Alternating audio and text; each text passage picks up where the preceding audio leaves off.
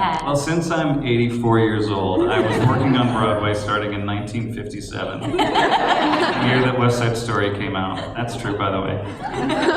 No, Viv and some of the animators were working on season 1, and they had a playlist for inspiration, and one of the songs that they listened to on a loop was a song that I sang in Smash. Stop! Guys, thank you. Called Don't Say Yes Until I Finish Talking. And then she found that, guys! And she ultimately just said, I think just that's the voice. And so I lucked into this. I got a phone call and it changed my life. It is Christian Moral after all. Huh? Christina? I've never heard it, I'm sorry. Don't say yes until I finish talking. Don't say yes. That's exactly how you are. Are you a Smash fan? I'm a big Smash fan. So wait, Christina, I have a question for you in terms of your audition. Did you have to calibrate your Australian accent? Did you do like a really big version, like an extreme version of the Australian accent, and then like a subtle one, or what was that process like? He's asking me this question because he knows the answer. One time at a panel, you guys, we told each other's stories of how we got cast because we talked about it so many times. But yes, I actually did calibrate my Australian accent because, going back to your first question, I had not seen the pilot and I'm glad that I did it. Someone came to my table today, we were talking about this. Are you here? But that I probably wouldn't have voiced Cherry Bomb necessarily like I did in my audition if I would have watched the pilot first. And I did it on purpose, just like when we auditioned for replacements in Broadway musicals, I try hard not to listen to who came before me, because I kind of want to do my own thing without feeling like I'm trying to emulate something else. And so I'm actually really glad I didn't, and in my audition it said use an Australian accent, so I sent my own voice. I sent a light Australian accent, and then I sent a really over-the-top one, and they went with over-the-top one, so that's kind of how I got it, yeah. Lily? Yeah, I got an appointment from my VO agents, and I recorded my little audition in my walk-in closet during the pandemic, and found out a few weeks later that I booked the job, and I'm pretty sure now I'm losing track because of how many children and how many seasons we've done. But I was pregnant the first season we recorded, so I gauged the seasons by how many kids I've had. There are 2 seasons out because I have 2 kids. And they're so cute. Also, too, when we were able to do that big cast interview at New York Comic Con, that was, I think, some of the first times a couple of you had met because you weren't necessarily in the booth at the same time. Is there anyone in the ensemble that you still have yet to meet? Keith David. You haven't met Keith? I have not met Keith David. He's getting a star. I love him. I love him so much. He's getting a star in the Hollywood Walk of He is! I saw him. Absolute legend. I think I've met everybody. Have you? Did you meet Keith? I met him for the first time a few weeks ago. I was so starstruck, and he was so cool, and he smelled so good. He's the best. I met Stephanie for the first time at our season 2 premiere. Oh yeah, everybody's the best in this Everybody's so awesome. Can I tell a story about Stephanie? Tell it. Stephanie and I hadn't met, and in some ways we still haven't. We were all getting together rehearsing the Has Been Live experience, but that was heading into our season 2. And we were in the theater, and she showed up, and we had been kind of rehearsing and singing. She didn't sing, so she just showed up and didn't have to do anything except do an interview with Erica. And she had these little ginseng bottles, and she was walking down the line. She's like, I brought these for all the cast, and she was handing them out to people. And then someone was like, this is a question. She was like, oh, hi. She didn't give me a ginseng. Oh, She just kept moving on. I don't think she knew that I was in the cast. I was like, trust me with your ginseng. Oh, okay, never mind.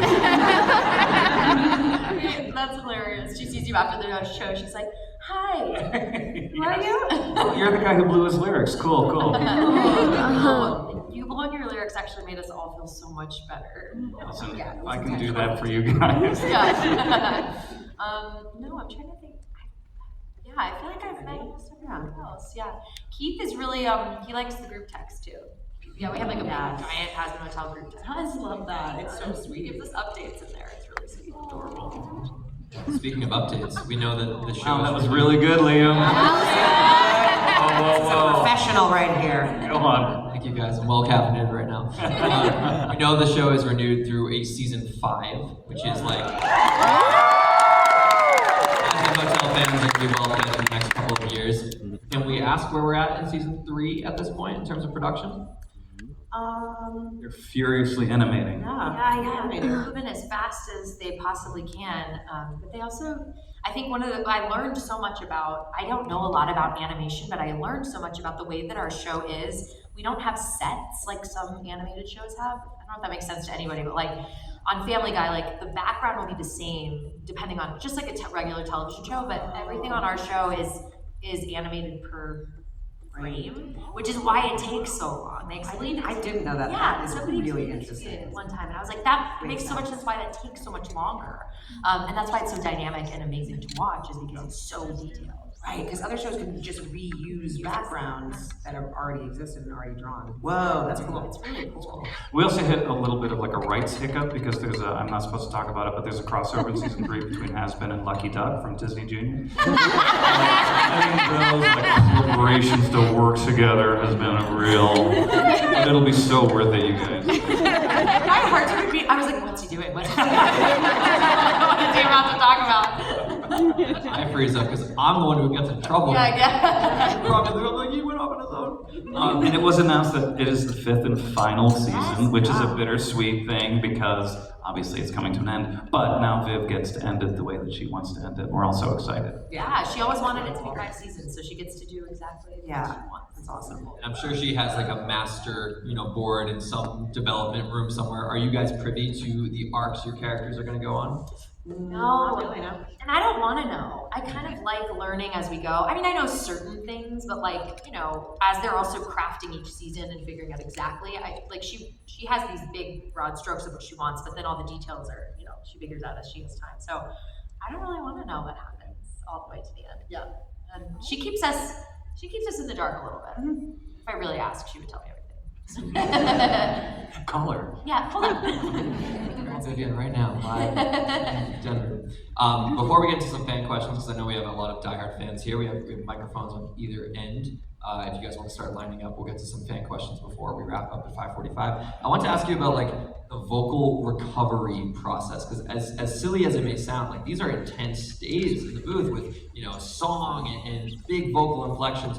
What does that look like before going into your session in terms of vocal rest, and then also on the flip side, how do you recover and ensure your voice can stay strong? Yeah, I really learned the hard way for one session that I had where I had a lot of fights this season, and the fighting can be hard because you're just kind of making grunting noises a lot, and lots of screams and things, and just kind of over and over and over again. And I'm one who, my preparation, my actor preparation before I step into the booth is like a cool, good to go,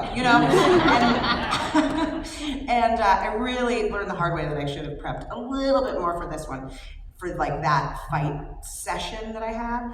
And I was also it was while I was doing a show, and so I was doing 8 shows a week, and so I learned that I needed to really kind of pace myself in a better way.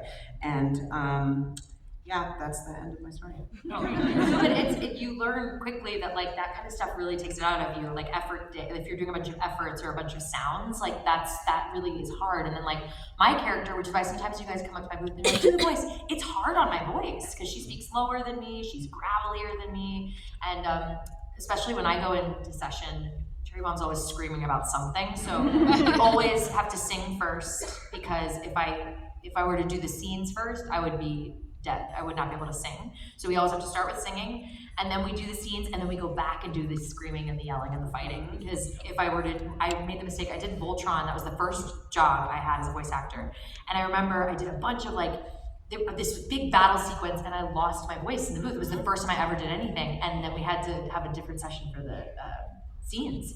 And I learned very quickly, I was like, cool, so I'm always gonna be scenes first, efforts second. Yeah, exactly. I'm always delighted when people come up to my table and they're like, oh, that's just your voice. That would be so nice. You were like, are you her? I'm like, yeah, it's me, Cherry Bomb. Shall we get into some fan questions? No pushing, guys. Just gently, gently. Gentle.